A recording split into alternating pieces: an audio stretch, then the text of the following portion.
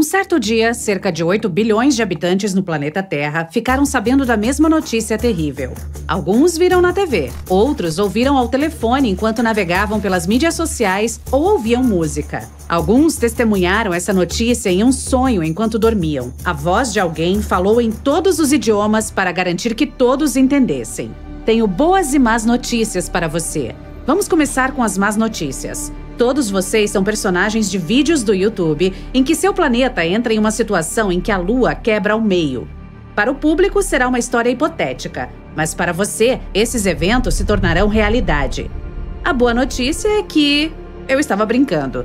Não há boas notícias. Mas não se preocupe, o apocalipse não começará no seu planeta. Talvez só de leve. Tenha um bom dia!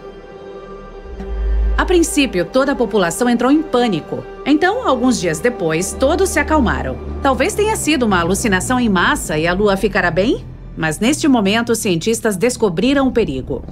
Um meteorito colossal está voando em nossa direção das profundezas distantes do espaço. Este meteorito é super rápido e bastante plano, mas tem bordas afiadas. Felizmente, ele não vai colidir com a Terra por alguns milhares de quilômetros. Mas a Lua não terá tanta sorte. O meteorito voa através do único satélite natural da nossa Terra, atingindo-o bem no meio. Então, ele passa pela Lua, passa pelo nosso planeta e voa para um espaço distante. Neste momento, nem todas as pessoas conseguem tirar os olhos da Lua. O meteorito a corta perfeitamente ao meio. Gentilmente, claramente, de forma indolor. Então, o que devemos fazer agora? A Terra sobreviverá a isso? O nosso satélite se divide em duas partes iguais, mas felizmente elas não voam uma para longe da outra. A grande gravidade da Lua as atrai de volta como um ímã. Os cientistas têm certeza de que as partes se conectarão em alguns bilhões de anos e a Lua se tornará a mesma que costumava ser. Mas o mais legal é que as pessoas não sentirão nenhuma mudança. Todos ao redor do mundo celebrarão esta boa notícia. A voz estava errada. Mas então surge outro problema. Um enorme meteorito na forma de um sapato está voando do espaço mais profundo em nossa direção. Ele entra em nosso sistema solar e se aproxima da Terra em alta velocidade. A bota espacial atinge metade da Lua e depois voa para longe. Agora, a Lua está definitivamente se dividindo em duas partes. A primeira metade permanece no mesmo lugar. A segunda está voando em nossa direção. Uma pequena chuva de meteoros começa na Terra por causa da queda dos fragmentos lunares. Mas isso não é tão ruim. A maioria dessas rochas está queimando na atmosfera, mas quase toda a metade separada está desmoronando ao redor da órbita do nosso planeta, formando um cinto de rocha. Agora, a Terra é como Saturno. Fragmentos rotativos destroem parte de nossos satélites artificiais. A comunicação e a internet funcionam de forma inconsistente. As pessoas levam alguns anos para restaurar uma conexão estável. A Estação Espacial Internacional não existe mais. Felizmente, todos os astronautas conseguiram retornar à Terra antes que a metade da Lua os atingisse. Então, as rochas lunares estão voando ao redor do planeta e as pessoas veem metade da Lua no céu. A vida não muda muito nos primeiros dias, mas aqueles que vivem na costa dos mares e oceanos percebem as consequências. A Lua costumava influenciar as marés, voava ao redor da Terra e fazia com que os oceanos tomassem uma forma oval. Havia marés no lado onde a Lua estava mais próxima. Havia refluxos no lado oposto. Mas agora esse cronograma está alterado. Uma Lua pela metade atrai menos água. Sim, a Lua perdeu metade do seu peso e começou a se aproximar da Terra. A sua força gravitacional, no entanto, se tornou mais fraca. Aves marinhas, muitas espécies de peixes, tartarugas marinhas e outros animais costeiros podem não sobreviver a essas mudanças. Seus instintos naturais associados à Lua os ajudaram a determinar o momento de obter comida, de reprodução e de voar para o sul. Por exemplo, pequenas tartarugas esperam uma maré forte pela manhã. Elas correm para a água, mas a água não as alcança. As tartarugas não conseguem se esconder no oceano a tempo e se tornam um jantar de gaivotas. Os caranguejos não conseguem botar ovos porque a maré começou mais cedo do que o habitual. Lobos enlouquecem na floresta. Eles uivam alto todas as noites e não conseguem parar.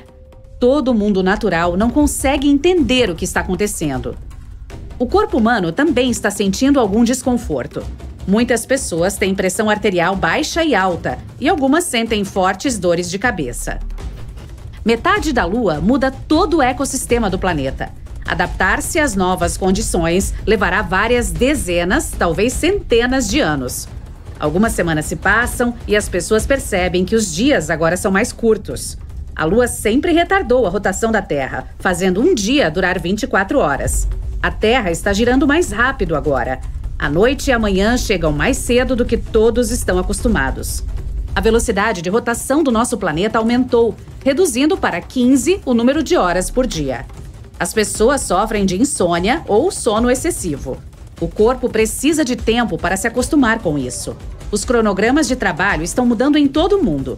Anteriormente, as pessoas chegavam ao escritório às 9 horas e saíam às 18 horas. Agora elas chegam às 7 horas e saem às 14. O tempo de sono ficou mais curto e as pessoas estão muito tristes por causa disso.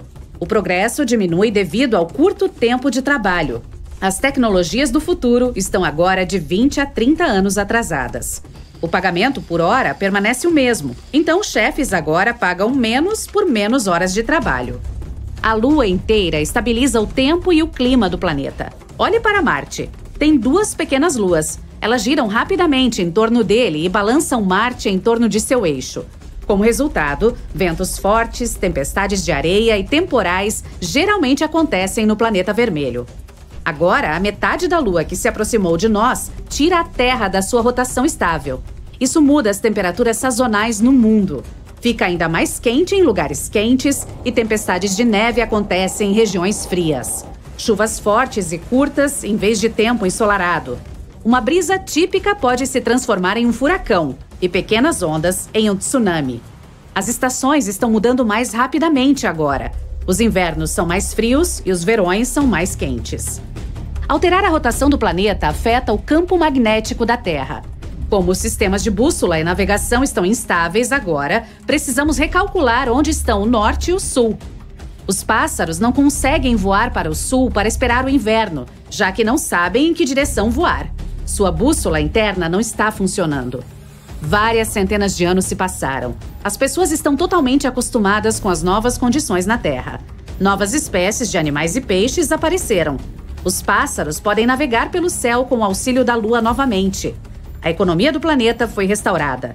Os salários por hora se tornaram mais altos. As pessoas agora dormem o suficiente, de 5 a 6 horas por dia, e trabalham por 4 a 5 horas.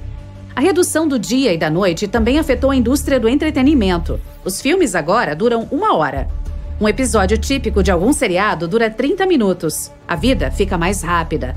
Você está sentado em seu assento no vasto espaço aberto, com a Terra atrás de você ficando cada vez menor.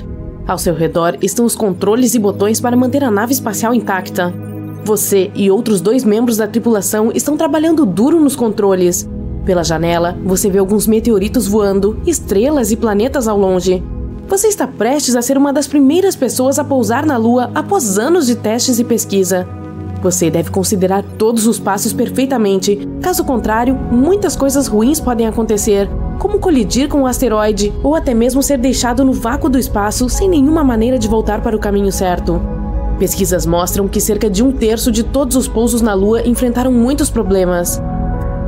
Fazer um lançamento em direção à Lua requer um foguete especial viajando a mais de 40 mil km por hora. E uma vez em órbita lunar, a nave espacial pode se soltar do foguete e navegar até a superfície lunar e pousar. Parece simples, certo? Descobrir o cálculo matemático necessário para o pouso era a razão pela qual fazer com que um humano pousasse na Lua parecesse uma ideia ridícula. No entanto, os cientistas conseguiram fazer isso estudando e observando o voo de helicópteros. Ao contrário de um avião, que precisa de velocidade para decolar, as grandes hélices de um helicóptero dão um empurrão forte para voar. Basicamente, tem que girar com força suficiente para levantar seu próprio peso do chão. Com isso em mente, precisamos considerar a força gravitacional puxando tudo para baixo. Na Terra, a força da gravidade é de 9,81 metros por segundo ao quadrado. Na Lua, é de apenas 1,6 metro por segundo ao quadrado. Então, sabemos quase tudo sobre a aterrissagem na Terra. Mas e quanto a pousar em uma superfície que mal ajuda nisso? São necessárias 3 etapas. Fazer toda a pesquisa e matemática necessárias para calcular as condições adequadas. Usar um veículo de teste para praticar. e usar um simulador de voo para imitar as condições da atmosfera da Lua. Helicópteros não eram realmente a melhor referência para o pouso, já que a gravidade está fazendo a maior parte do trabalho, e a nave espacial não se parece em nada com um helicóptero. Era necessário simular uma nave espacial de apenas 5/6 do seu peso. Como a atração gravitacional na Lua é mais fraca do que a da Terra, conseguir navegá-la nessas condições é vital para o momento em que fosse realizar a missão real. Cientistas da NASA decidiram fazer um hangar de guindaste para levantar a nave espacial com cabos enquanto simulavam o voo e o pouso, assim como dublês em um filme com cabos presos a eles para cenas de luta e ação. Todavia, ainda não foi suficiente para determinar se realmente poderíamos pousar corretamente na Lua sem a ajuda dos cabos de segurança. Eles precisavam da liberdade adequada, então voltaram à prancheta de desenho.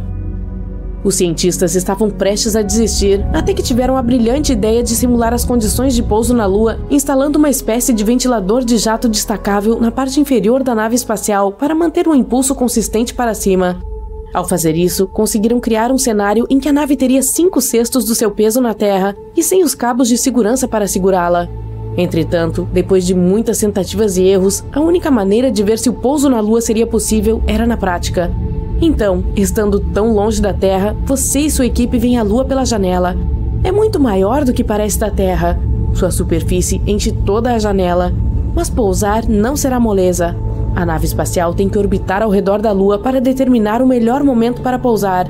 E não se preocupe, é por isso que você tem uma boa equipe. É necessário fazer diversos testes e medições para descobrir o momento e local ideal para o pouso, e isso pode levar mais de 24 horas. E assim que os cálculos estão prontos, a nave espacial se separa da órbita e desce. É aqui que a física do helicóptero entra em jogo. Um helicóptero precisa inclinar pelo menos 5 graus para avançar depois de subir do chão, o mesmo para retroceder. Mas isso é porque temos gravidade para ajudá-lo. Acima da Lua, voando através do vácuo do espaço, a nave precisaria inclinar pelo menos 30 a 40 graus para seguir em frente. Assim que a nave chegasse a um bom local para pouso, ela voltaria a 90 graus e pousaria lentamente na superfície. À medida que você se aproxima, pode ver a superfície lunar a poucos metros de distância. Essa é a parte complicada, mas foi bem sucedida. A equipe na Terra não poderia estar mais feliz. Os membros da tripulação também estão entusiasmados com a sua realização. Você coloca o seu traje espacial e equipamento e desce a escada. Você deixa sua primeira pegada na Lua e olha para a distância à sua frente. A Terra é apenas um pontinho azul ao longe. Você é capaz de pular na gravidade quase zero. Isso é que eu chamo de moonwalking. Depois de passar muito tempo na Lua, é hora de voltar. Neil Armstrong, o primeiro homem a pisar na Lua, passou apenas cerca de 2 horas e meia em sua superfície antes de retornar. Contudo, você esqueceu as chaves dentro da nave e agora está preso. Brincadeirinha. Embora seria uma boa reviravolta na trama, hein? Você volta e lança a nave espacial de volta à órbita para se reunir com a outra nave acima de você. E depois de reacoplar uma nave à outra, você sai da órbita lunar e volta para a Terra. Assim que conseguirmos enviar humanos para a Lua de forma consistente, o próximo grande passo a ser alcançado é pousar em Marte. O famoso rover de exploração Curiosity viajou pela superfície de Marte e reuniu informações necessárias para que os humanos pousem lá. E a NASA pretende ter os primeiros humanos lá em cima depois de 2030. A jornada será centenas de vezes mais difícil do que a da Lua, mas muitas perguntas científicas serão respondidas assim que isso acontecer. Os seres humanos podem ser capazes de reunir alguns dos recursos naturais lá e até mesmo construir postos avançados e colônias. Existem infinitas possibilidades e desafios. A viagem da Terra para a Lua é de cerca de 400 mil quilômetros. Marte fica a cerca de 56 milhões de quilômetros de distância. Talvez exista a possibilidade de um novo posto avançado humano em Marte, construindo uma nova sociedade de cientistas e engenheiros para aproveitar ao máximo as condições. Seria completamente autossuficiente, fornecendo caminhos adequados para a agricultura. E tendo humanos em Marte por tanto tempo, os cientistas poderão entender corretamente o planeta. Mas para entender como o corpo humano responde ao ambiente do espaço profundo, teríamos que ter muita prática antes de conseguir essa passagem para Marte. A experiência mais próxima de ter uma colônia no meio do nada é a estação Amundsen Scott no Polo Sul. Ela foi projetada para suportar todas as condições adversas do frio seco e congelante. Estar em local tão isolado pode ser bastante estressante sem a prática adequada. A jornada pode não ser tão longa quanto para Marte ou para a Lua, Mas estar no Polo Sul é como chegar a um planeta totalmente novo. A estação em si está equipada para fornecer as condições adequadas de que todos precisam para se sentirem confortáveis. Além do forte sistema de aquecimento, a estação tem uma sala de recreação para esportes e música, uma biblioteca, um lounge e até uma estufa para cultivar todos os vegetais e frutas possíveis. Na verdade, a estufa é a única maneira de você se sentir como se estivesse em uma floresta tropical. E mesmo antes de ir para lá, você teria que ser avaliado para ver se consegue lidar com o isolamento por meses. Não que você estivesse completamente sozinho, mas ainda assim é longe da civilização. Toda a população da Antártida é composta por cientistas e engenheiros, e você precisaria ser examinado por um médico para determinar se está fisicamente apto para ficar lá. Essa estação foi construída para os cientistas estudarem espaço e coisas relacionadas à geologia. Estar no maior deserto do mundo pode afetar as pessoas. Para sair da estação, é preciso usar pelo menos 3 camadas de luvas e suéteres e jaquetas extremamente grossos para suportar o frio. Pisar no Polo Sul é até mesmo comparado com caminhar na Lua. Vênus possui temperaturas imensamente altas, tão quentes que dá para derreter chumbo. É o planeta mais quente do nosso sistema solar, com um ambiente de alta pressão e ventos incrivelmente fortes. Eles são 50 vezes mais velozes que a rotação do planeta, que está ficando cada vez mais quente com o passar do tempo, e os cientistas ainda não sabem explicar o motivo. Mas encontraram uma coisa interessante nas nuvens de lá: um possível sinal de matéria biológica em decomposição. Então quer dizer que há vida em Vênus? Pouco provável, já que esse planeta tem uma atmosfera seca e com muita ventania, e não possui água suficiente para que alguma forma de vida se desenvolva. Os anéis ao redor dos planetas são mais comuns do que imaginávamos. Os de Saturno são os mais famosos e espetaculares. Consistem parcialmente em água congelada que fica brilhando e refletindo a luz, e não há nada parecido no resto do nosso sistema solar. Júpiter, Urano e Netuno possuem anéis também, mas são feitos de poeira e partículas rochosas. Além disso, os astrônomos descobriram que há anéis ao redor de um asteroide também. Mas por que será que a Terra não os tem? Eles existem nos gigantes gasosos e não nos rochosos. Há 2 teorias que explicam como eles se formam. Podem ser resquícios da época em que os planetas estavam se formando, ou então o que sobrou de algum impacto que destruiu uma lua desconhecida, ou de quando a gravidade separou essa lua de seu planeta-mãe. Ainda não está claro por que apenas os planetas gasosos possuem anéis. Eles se formaram na parte de fora do nosso sistema solar, enquanto os rochosos se formaram nos círculos mais próximos do Sol, então isso pode ser uma pista. Talvez estes tiveram maior proteção dos fortes impactos que podem ter formado os anéis. Outra coisa, há mais luas na parte de fora do sistema solar, e mais anéis também. Outra hipótese é de que planetas maiores possuem mais volume, então o sistema de anéis pode permanecer estável lá. Algumas teorias afirmam até que pode ter havido um desses sistemas na Terra. Há muito, muito tempo, ela colidiu com um objeto do tamanho de Marte, o que resultou em um denso anel de partículas e detritos. Mas nossa história foi um pouquinho diferente dos demais planetas mais distantes, e esses anéis provavelmente se juntaram e formaram a Lua. Nós sabemos qual é o formato do universo?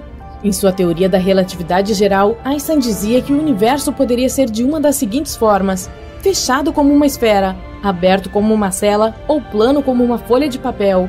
Seu formato determina se ele é infinito ou não, e se vai expandir para sempre ou entrar em colapso em algum momento. O formato do universo depende de sua densidade e de seu ritmo de expansão. Uma das melhores formas de determinar isso é usar uma coisa chamada radiação cósmica de fundo, que corresponde aos vestígios radioativos do Big Bang. As ondas de som que estavam se movimentando pelo universo em seus estágios iniciais produziam variações especiais muito pequenas na temperatura de sua luz fraca. Resultados de estudos mostraram que o universo provavelmente se expande por todas as direções, o que indica que é plano. Porque o nosso Sol é quente e a Lua é fria, o Sol libera calor porque seu núcleo é extremamente quente. Lá dentro, a pressão é muito alta e o hidrogênio se transforma em hélio. É assim que o calor e a luz são liberados em quantidade suficiente para iluminar nossos dias na Terra e sustentar a vida aqui, mesmo estando a 150 milhões de quilômetros de distância. A Lua não é quente porque não tem atmosfera, então não consegue absorver a luz solar como o nosso planeta. Sua superfície fica muito quente durante o dia, a cerca de 100 graus Celsius. Mas como não há atmosfera, a temperatura cai demais durante a noite, atingindo 173 graus negativos. O Sol é quente, disso não há dúvidas, mas o espaço ao redor dele é gelado. O calor é a energia que os objetos armazenam dentro de si. A temperatura é como medimos se alguma coisa é quente ou fria. Então, quando você transfere calor para determinados objetos, a temperatura deles sobe. Tire ele e a temperatura cai. Você pode transferir calor de 3 formas diferentes: por convecção, condução ou radiação. A convecção ocorre dentro de gases e líquidos e a condução é para coisas sólidas. A temperatura só afeta a matéria. O espaço não tem partículas suficientes, é praticamente um vácuo total, o que significa que transferir calor não é eficaz. A única forma de fazer isso seria por meio de radiação. Quando o calor que vem do Sol cai sobre um objeto em forma de radiação, os átomos que compõem aquele objeto absorvem energia, que movimenta os átomos e os faz produzir calor por meio desse processo. No espaço, a temperatura dos objetos permanece a mesma por um bom tempo. Os frios continuam frios e os quentes permanecem quentes. Se você colocar qualquer coisa fora da atmosfera terrestre e a expuser à luz solar direta, o Sol vai aquecê-la a cerca de 120 graus. Os objetos do espaço sideral que rodeiam nosso planeta e não recebem luz solar direta ficam com temperatura de 10 graus. Isso porque há moléculas que escapam da nossa atmosfera, então o Sol acaba aquecendo eles. As pessoas costumam pensar que a água é algo muito raro no espaço sideral, mas agora sabemos que ela existe congelada em todo o sistema solar. Para começar, é possível encontrá-la em asteroides e cometas. Também está presente nas crateras de Mercúrio e da Lua, que estão em sombra permanente. Em Marte, há gelo nos polos, debaixo da poeira da superfície.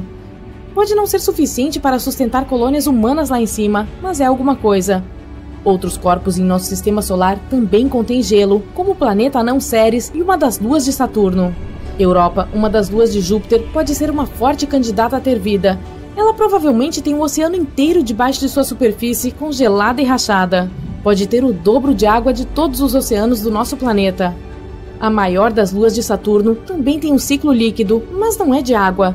Ele movimenta materiais entre a superfície e a atmosfera. À primeira vista, parece com o ciclo da água que temos na Terra, mas os imensos lagos de Titã estão cheios de gás etano e metano. Há possibilidade de que estejam sobre uma camada de água.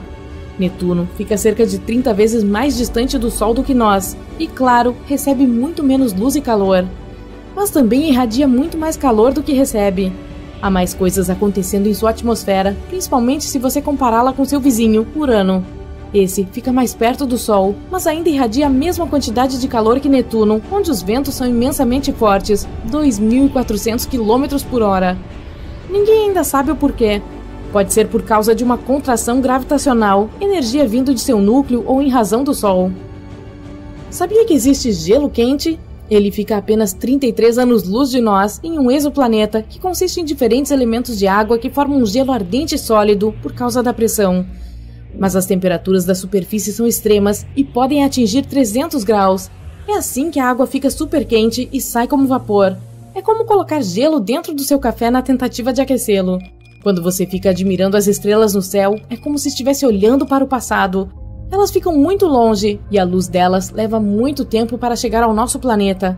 Então, é possível que algumas já tenham ficado sem combustível e não estejam mais vivas. Pilares da criação são um bom exemplo disso. Eles fazem parte de uma região que fica a 7.000 anos-luz de nós, chamada Nebulosa da Águia. São nuvens de gás e poeira com formato de pilares. Cientistas os descobriram em 1995, mas na verdade uma explosão de supernova destruiu esses pilares pelo menos 6.000 anos atrás. Então, a imagem de 1995 mostra como eles eram 7.000 anos atrás. Marte possui o maior vulcão do sistema solar que conhecemos até hoje. Ele é maior que o estado do Havaí e 100 vezes mais largo que o maior vulcão da Terra. O planeta vermelho parece muito silencioso, mas uma vez vulcões enormes dominavam sua superfície. Eles cresceram muito provavelmente porque a gravidade por lá é muito mais fraca que aqui na Terra. Outra coisa, a crosta do nosso planeta está se movimentando o tempo todo, e a de Marte provavelmente fica parada. Betelgeuse, uma supergigante vermelha. Essa bola de plasma fervente é uma das maiores estrelas da nossa galáxia e uma das mais brilhantes. É cerca de 500 vezes maior que o Sol, mas está pulsando, aumentando e diminuindo. No seu auge, torna-se 800 vezes maior que o seu tamanho médio. Se ela fosse um balde, acomodaria cerca de 300 milhões de sóis, mesmo que seu peso seja apenas 17 vezes maior. E aqui, a cerca de 500 anos-luz de distância, está a Terra. Lançamos a nossa nave espacial mais rápida que a luz e partimos em nossa jornada para Betelgeuse. Alguns segundos e já viajamos 390 mil quilômetros. Agora estamos perto da Lua. São 9 viagens e meia ao redor da Terra. Um foguete espacial tradicional levaria 3 dias para chegar aqui. Estamos perto de Marte agora. O voo para o planeta vermelho geralmente leva cerca de 7 meses. Vários rovers estão trabalhando aqui agora. Assim como o primeiro drone voador, o Ingenuity. A superfície marciana é 3 vezes menor que a terrestre. O planeta também é 10 vezes mais leve. As pessoas esperam construir uma colônia humana aqui em breve. Pouco depois de lá, temos que nos esquivar constantemente das rochas espaciais. Este é o cinturão de asteroides. Contém detritos e objetos espaciais de diferentes tamanhos e formas. O maior deles é Ceres. Sua superfície é um pouco maior que a área da Argentina e seu peso é de cerca de 1% da Lua.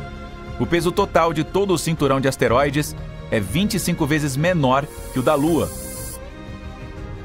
Em seguida, passamos pelos gigantes gasosos Júpiter e Saturno, os maiores planetas do Sistema Solar. Também são os mais pesados, mesmo que não tenham uma superfície sólida. Então passamos por Urano e Netuno. Eles são chamados de gigantes do gelo. E bem no limite do Sistema Solar vemos Plutão, já considerado um planeta, mas agora nem está nessa lista. Depois disso, estamos a 7 bilhões de quilômetros de distância da nossa casa. A sonda espacial New Horizons levou cerca de 9 anos para chegar aqui. Aperte o cinto, estamos acelerando e passando pelo cinturão de Kuiper. Há muitos asteroides e blocos de gelo aqui. Esses são alguns dos materiais de construção mais antigos do nosso Sistema Solar. Bilhões de anos atrás, nosso mundo inteiro parecia uma nuvem desses asteroides. Estamos viajando pelo espaço escuro e alcançando o limite do Sistema Solar, a heliosfera. Todo esse tempo, estamos nos movendo com o vento solar, mas agora ele começa a desacelerar. Colide com o vento interestelar e esquenta. É chamado de choque de terminação. A sonda espacial Voyager 1 chegou a esse ponto em dezembro de 2004. Estamos nos mudando para a região onde a heliosfera termina e o espaço interestelar começa. Trata-se da heliopausa. Em 2012, a Voyager cruzou esse limite e se tornou o primeiro objeto feito pelo homem no espaço interestelar. Mas a mensagem da Voyager relatando esse evento veio à Terra quase 1 ano depois por causa da enorme distância. Levou 35 anos para a Voyager 1 viajar até aqui. E aqui está ela. A sonda é tão longa quanto um carro e tem o mesmo peso que 2 motocicletas. Você percebe uma placa de ouro no casco dela? É uma mensagem da humanidade para civilizações em potencial por aí. Tem fotos das paisagens da Terra, gravações da fala humana e nosso DNA. A partir de 2021, a Voyager vai estar em funcionamento por 43 anos. A sonda viajou 22 bilhões e meio de quilômetros. Isso equivale a 152 distâncias Terra-Sol. E ainda está percorrendo o espaço a 61 mil quilômetros por hora. Ainda estamos nos aproximando da estrela mais próxima do nosso Sistema Solar. É a Próxima Centauri. Estamos tão longe de casa que até mesmo a luz precisa de mais de 4 anos para percorrer essa distância. Se usássemos um foguete tradicional, a viagem levaria 73 mil anos. A razão pela qual queríamos chegar aqui foi por causa de um planeta semelhante à Terra, chamado Próxima Centauri b. É 10% maior que a Terra e um pouco mais pesado. Encontra-se na zona habitável de sua estrela hospedeira. Isso significa que a água pode existir no planeta em seu estado líquido e que a vida pode se formar aqui. Mas a própria estrela, ocasionalmente, produz erupções. Recentemente, seu brilho aumentou quase 1000 vezes. Durante esse tempo, emitia tanta radiação que, mesmo que houvesse algumas formas de vida no planeta, elas provavelmente deixariam de existir. Estamos agora a mais de 8 anos-luz da Terra. A estrela mais brilhante do nosso céu noturno é Sirius. É tão brilhante que você pode vê-la mesmo durante o dia. Mas, na verdade, existem 2 delas, Sirius A e B. Elas orbitam em torno de um centro de gravidade comum e estão se movendo em direção ao nosso Sistema Solar a quase 8 km por segundo. Isso é o mesmo que a velocidade máxima de um supercarro topo de linha na Terra. Pode colocar os pés no chão. Chegamos a um planeta potencialmente habitável a 39 anos-luz da Terra. TRAPPIST-1d. Sua estrela hospedeira é uma anã branca. Ela é fria e 10 vezes menor e mais leve que o Sol. Tem 7 planetas ao seu redor. mas TRAPPIST-1d é o mais semelhante à Terra. É apenas 30% menor e 3 vezes mais leve, mas tem uma superfície rochosa e temperatura de 9 graus. Você se sentiria confortável aqui usando uma jaqueta. Pode ter uma atmosfera, montanhas, mares e oceanos, o que significa que o planeta pode ser adequado para uma colônia humana, mas levaria cerca de 677 mil anos para chegar aqui usando foguetes tradicionais. E aqui está o nosso objetivo final, Betelgeuse.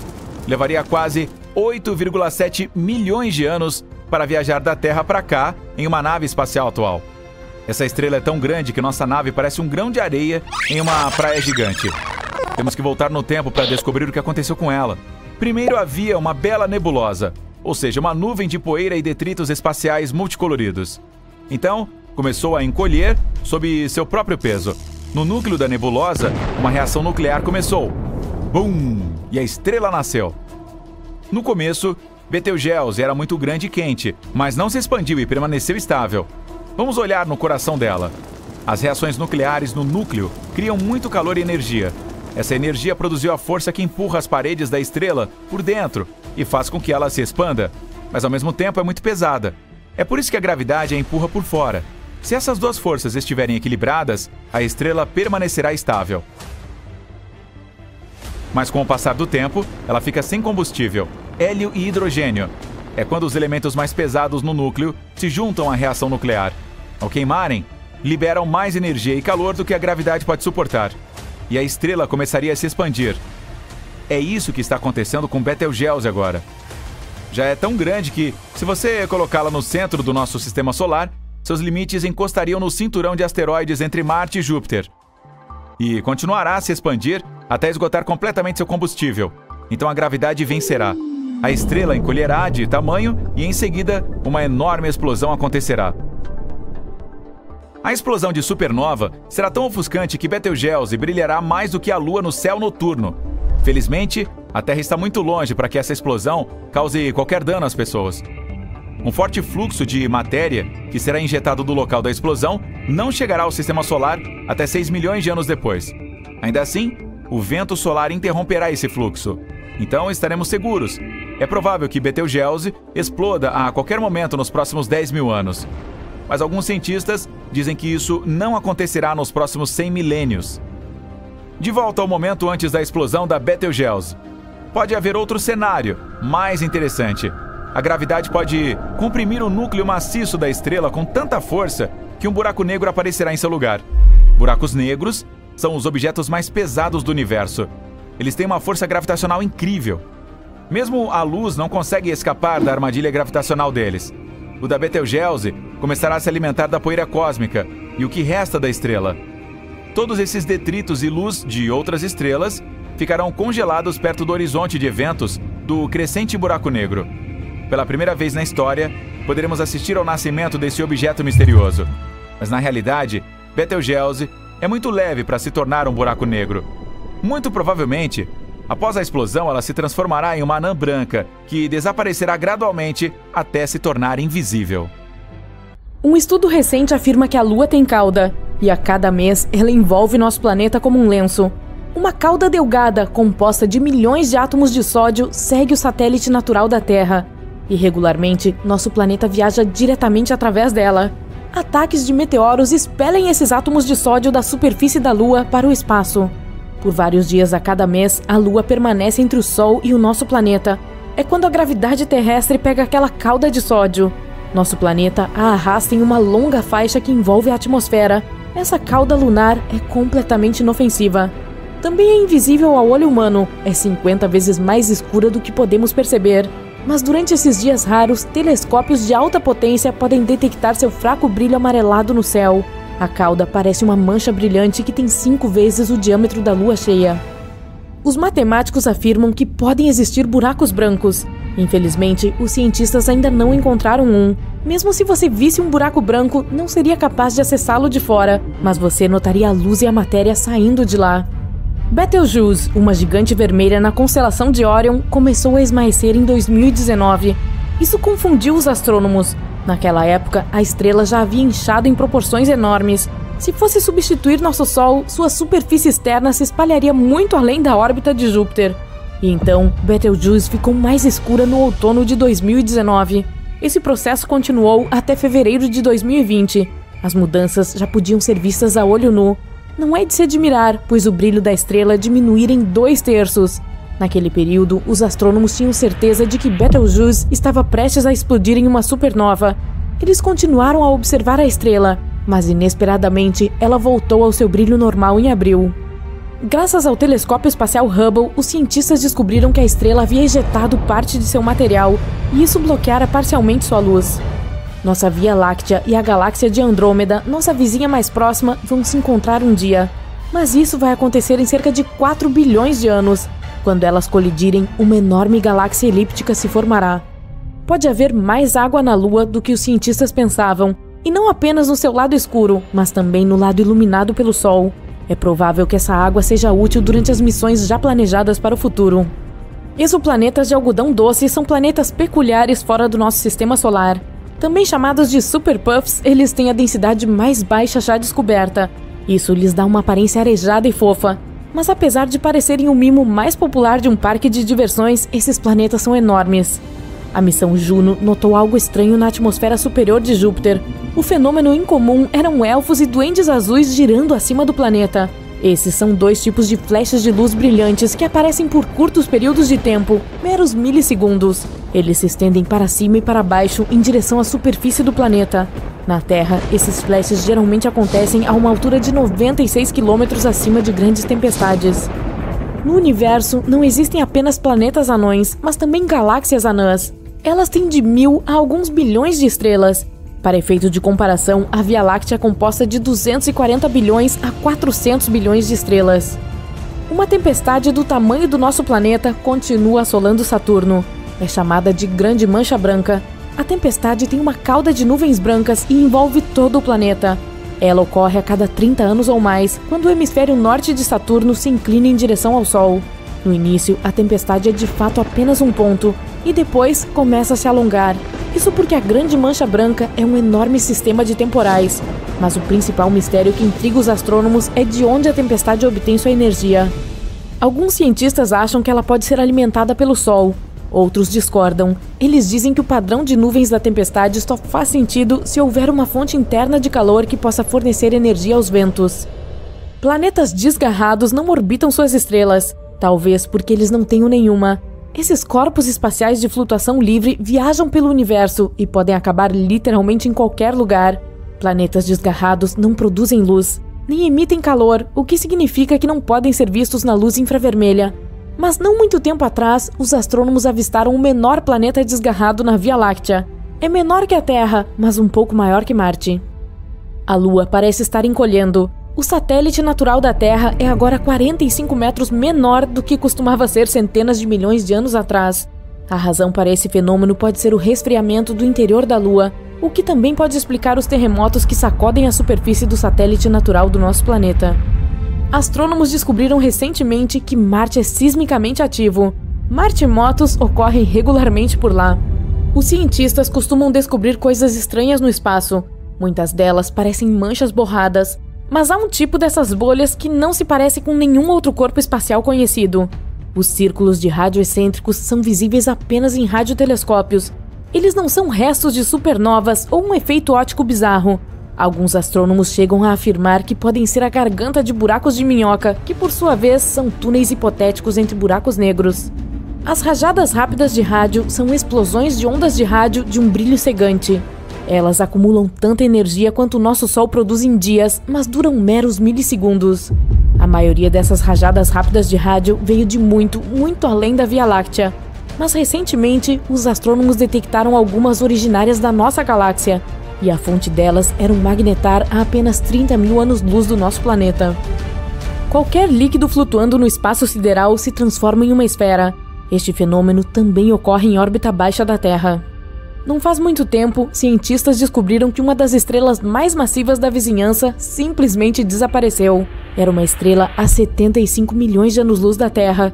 Normalmente, estaria muito longe para os astrônomos visualizarem claramente as estrelas individualmente. A não ser que o corpo celeste seja enorme. E a estrela da qual estamos falando era de fato enorme. Ela brilhava 2,5 milhões de vezes mais forte do que o Sol. Os astrônomos viram a estrela pela última vez em 2011. Eles decidiram examiná-la mais de perto vários anos depois, mas já era tarde demais. A estrela havia desaparecido.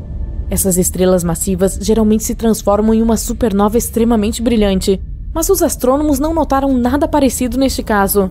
Há uma teoria de que a estrela entrou em colapso em um buraco negro sem antes acionar uma supernova. Isso ocorre com estrelas que se aproximam do fim da vida, mas muito, muito raramente. Em bilhões de anos, o universo provavelmente se expandirá tanto que não seremos capazes de ver nenhuma estrela no céu. Todos os planetas do Sistema Solar emitem ondas de rádio. Elas são especialmente fortes se falarmos sobre Júpiter. Este planeta possui o maior e mais poderoso campo magnético, mas os astrônomos não conseguiram detectar nenhuma onda de rádio vinda de um planeta fora do Sistema Solar.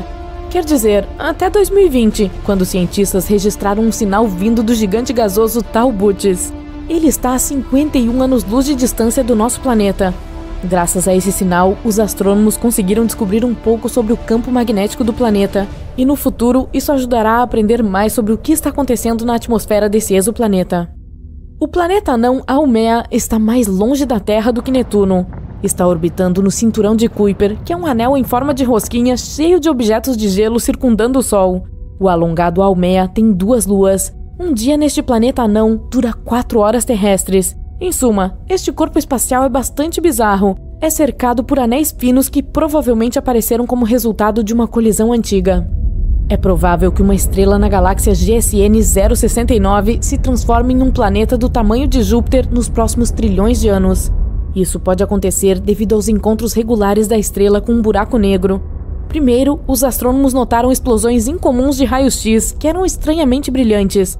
Elas aconteciam a cada 9 horas. Após estudar esse fenômeno por algum tempo, os cientistas perceberam que era uma estrela se movendo em uma órbita única ao redor de um buraco negro. Os flashes deslumbrantes eram o material sendo sugado da superfície da estrela pelo buraco negro. Descobriu-se que, ao longo de milhões de anos, o buraco negro já havia transformado a gigante vermelha em uma anã branca, e o processo não vai parar de forma alguma. Os astrônomos encontraram alguns traços de fosfina na atmosfera de Vênus. Em nosso planeta, esse gás incolor e inflamável é frequentemente encontrado onde vivem micróbios. Não é de se admirar que uma nova teoria sugira que pode haver vida em Vênus. Mas mesmo que houvesse alguma vida na estrela da manhã, ela só poderia ter aparecido em sua atmosfera. Provavelmente, nenhum organismo vivo seria capaz de sobreviver ao ambiente extremo do planeta. A superfície de Vênus é extremamente seca. Não há água líquida no planeta, e a pressão lá é 90 vezes maior do que na superfície da Terra. As temperaturas geralmente chegam a mais de 480 graus Celsius, quente o suficiente para derreter alguns metais. Hoje vamos trabalhar o nosso núcleo, então prepare-se para suar. Opa, desculpe, núcleo errado.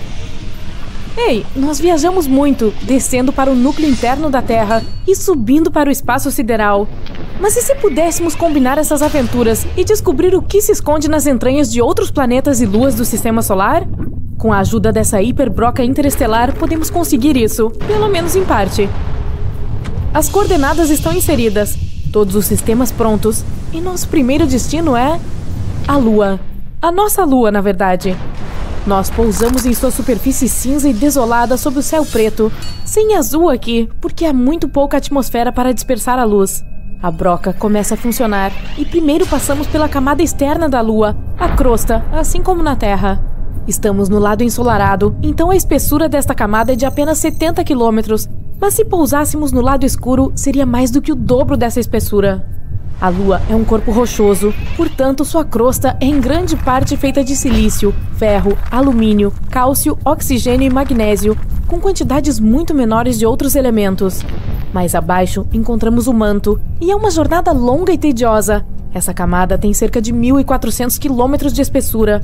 O manto fica mais quente à medida que vamos mais fundo, encontrando os minerais compostos, piroxena e olivina. Eles são feitos de ferro, silício, oxigênio e magnésio em diferentes proporções.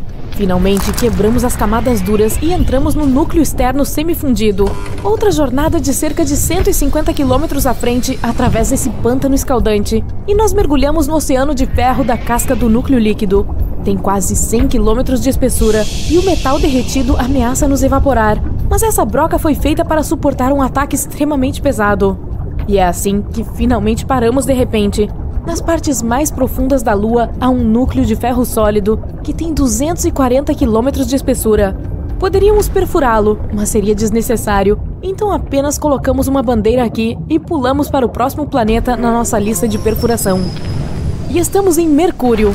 Estava quente no interior da Lua, mas na superfície do menor planeta do sistema é ainda mais quente. Isso porque ele está muito perto do Sol, é claro. Tudo bem, vamos perfurar. Mercúrio tem uma camada externa bem espessa, que é tanto crosta quanto manto e atinge cerca de 400 quilômetros de profundidade. Não é a jornada mais fascinante, não é diferente da Terra em muitos aspectos. Mas então, a broca para, batendo em uma parede sólida de metal. É o núcleo de Mercúrio, que tem um diâmetro de mais de 4.000 quilômetros. Ocupa 85% do diâmetro total do planeta. Não adianta tentar perfurar aqui, é completamente metálico e extremamente denso. Então, pulando para o próximo planeta. E estamos em Marte agora. Olhe, é o pôr do sol aqui, e o sol está tornando o céu azul nebuloso. Mas você sabe o que fazer. Quero dizer, estamos aqui para perfurar, então é isso que fazemos. A crosta de Marte é bastante fina em comparação com a da Terra. Apenas de 10 a 50 quilômetros de profundidade. Contudo, sua composição é praticamente a mesma. Ferro, alumínio, cálcio, potássio e magnésio. Essa é uma das razões pelas quais os humanos procuram colonizar o planeta vermelho um dia. É muito semelhante ao nosso. Somos muito rápidos em perfurar a primeira camada. E a segunda, o manto, está agora sobre nós. É uma camada dura e rochosa com cerca de 1.800 quilômetros de espessura. Graças ao seu tamanho, Marte não é mais sismicamente ativo. Simplesmente não há magma fervendo sob a superfície do planeta, tornando-o silencioso e dócil. É uma longa escavação, mas finalmente chegamos a uma parada brusca, esbarrando no núcleo, uma bola de ferro, níquel e enxofre, com o diâmetro de 3.200 a 4.200 quilômetros. Este núcleo é maior que o de Mercúrio, mas o próprio planeta também é maior, então isso faz sentido. Ok, então, nossa próxima parada é ainda mais interessante, porque é Júpiter. Esse gigante gasoso tem uma massa 2 vezes maior que todos os outros planetas do Sistema Solar combinados. E pousamos bem no meio do oceano dele. O oceano, ouso dizer, é o maior de todo o sistema e é feito de hidrogênio líquido. A broca atravessa suavemente a superfície do planeta, porque não há rocha ou metal duro aqui, apenas gás e líquido. Mas o tremor... Caramba! A pressão neste planeta é mais que enorme, é inimaginável. A broca mal consegue suportar, e à medida que vai mais fundo, a pressão também fica mais alta. Chegamos ao núcleo de Júpiter e é quase insuportável. A temperatura aqui é de cerca de 50.000 graus Celsius, e o núcleo em si não é sólido, mas sim líquido, mantido unido pela imensa pressão de todos os lados. A broca começa a chacoalhar, e isso é um mau sinal. Vamos sair daqui antes que quebre. Ufa, sem ventos, sem pressão, sem calor. Ao nosso redor existe um vasto deserto gelado, cruzado por cristais e faixas avermelhadas. É a Europa, uma das luas mais promissoras de Júpiter. Enquanto perfuramos o gelo, deixe-me explicar. Europa é uma das candidatas a ter vida extraterrestre no Sistema Solar e pode ser encontrada logo abaixo da casca de gelo através da qual estamos cavando.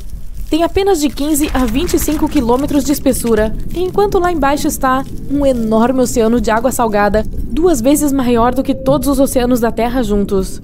O ponto mais profundo da Terra é a Depressão Challenger, que fica a pouco mais de 10 quilômetros de profundidade. O oceano em Europa, por outro lado, pode ter até 160 quilômetros de profundidade. Quem sabe o que pode estar escondido naquele mar profundo e escuro? De qualquer forma, viajamos rápido pela água e finalmente chegamos ao fundo do oceano. O manto começa aqui e é feito de rocha, assim como na Terra. E não muito mais fundo, encontramos o núcleo de metal dessa lua.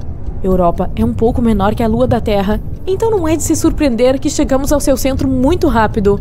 Ok, hora de partir. Vamos mais longe ainda. Eu prefiro perfurar o mais rápido que pudermos. Basta olhar em volta e está ardendo aqui. Definitivamente estamos em Io, outra lua de Júpiter e o mundo mais vulcanicamente ativo do Sistema Solar. Olha, aquele vulcão tem o dobro do tamanho do Everest e está entrando em erupção agora mesmo. Felizmente, já estamos sob a superfície de Io, mas isso não quer dizer que estejamos seguros. Está tudo fundido aqui e vemos principalmente tons de amarelo e acastanhado devido às enormes quantidades de enxofre. O cheiro deve ser horrível. De qualquer forma, a característica mais peculiar é que tanto a parte interna quanto a externa estão sempre em movimento em Io. Júpiter e suas outras luas criam tremendas forças de maré, fazendo a superfície de Io inchar mais de 100 metros para cima e para baixo, como os maiores tsunamis da Terra, só que aqui não é água, e sim rocha. Quanto mais fundo vamos, mais calmo fica. Até que finalmente chegamos ao núcleo de ferro. Ainda está quente aqui, mas pelo menos não há tremores e inchaços como acima. Vamos colocar outra bandeira e ir para o próximo ponto. E esse seria Saturno, o segundo maior planeta do Sistema Solar e o mais conhecido pelos seus anéis espetaculares. Não é o único que tem eles, mas vamos chegar lá.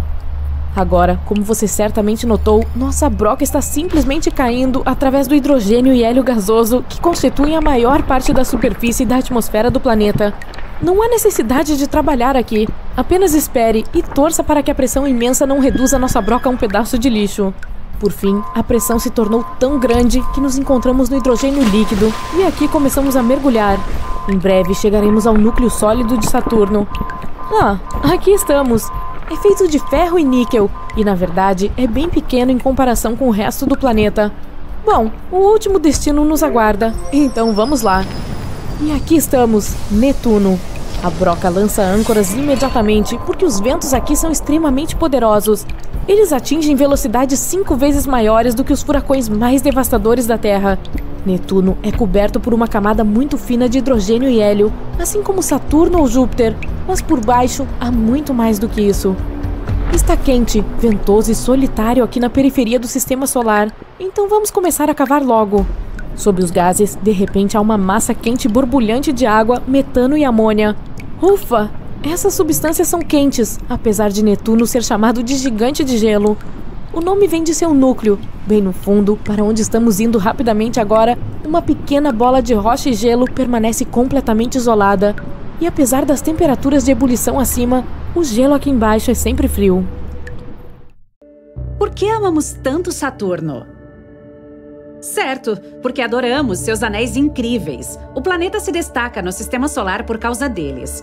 Os anéis principais têm um diâmetro de 273.588 quilômetros. Mas sua espessura não passa de 91 metros. O anel mais lento e externo de Saturno gira a cerca de 164 quilômetros por segundo. Ele é mais lento do que a rotação do próprio Saturno. Mas você sabia que Saturno não teve anéis durante a maior parte de sua história? Vamos descobrir como eles se formaram. Por meio da última missão Cassini no planeta, os pesquisadores puderam estimar a massa dos anéis, que é de 15 bilhões de quilos. Além disso, determinaram que os anéis tinham entre 10 e 100 milhões de anos. Muito mais jovens do que o próprio planeta. O fato é que os anéis só parecem sólidos. Eles são feitos de bilhões de pedaços de rocha e gelo.